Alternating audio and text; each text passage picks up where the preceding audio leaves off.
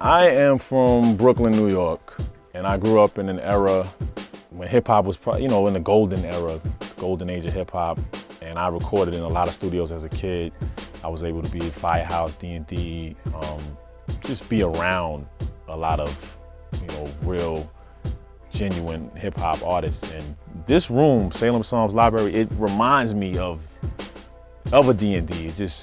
When you step in the room and you see all the posters from, the Method Man and Tribe Called Quest and the album covers and just things that it just feels like hip hop. Sha was already doing a lot of recording out of Salem Psalms Library, so it really wasn't like a big giant transition. Like, he was just working on the RentTapeSeries, and I didn't even realize he was doing it. He was just recording tracks here, and just what he normally did. So when I found out what he was doing, I liked the idea because we do a lot of, we like taking on a lot of really challenging recording projects, especially stuff that's not been done before. So we went in kamikaze as a studio and just dived in. And this is probably the most challenging thing I've done.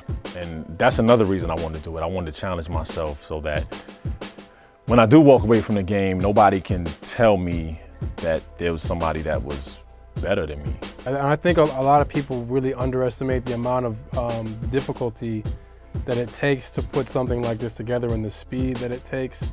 Sha's super fast. This dude comes in and bangs out tracks.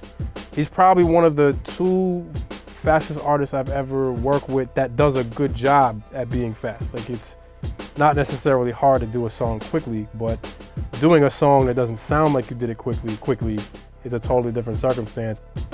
We spent time in here probably the day before the last day of the month or on the last day of the month, trying to get stuff mixed and sounding right, and you get beats from all over these different places, and I'm not sure if you can use a certain beat because a producer might, flip. This dude is always looking for beats to inspire him to write and get him from writing the air, as he says, you know what I'm saying? Like, just thin air. I write a lot of these songs just almost like poetry to air. I just get concepts and then I'm trying to find beats to match them.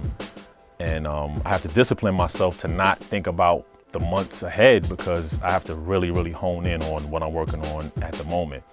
When we first started doing it, we ran into a lot of issues because we were outsourcing a lot of the components that are necessary to release a record. We kind of, I think with the March, reeled a lot of things back in and said, okay, we're gonna, let's bring it back. Let's try and like mix it here. Let's, you know what I'm saying? Let's pull it all together here. And then it gave us more creative freedom, I think.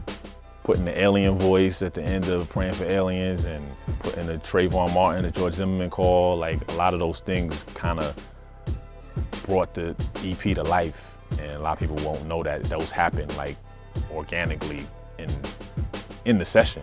I believe in what he's doing. I think it makes a good statement. And as long as the music's dope, that's all I really care about. I just don't want to put out whack music. So, I don't have that problem with him. For these doors to be open to me, for me to be able to record here, it's a blessing.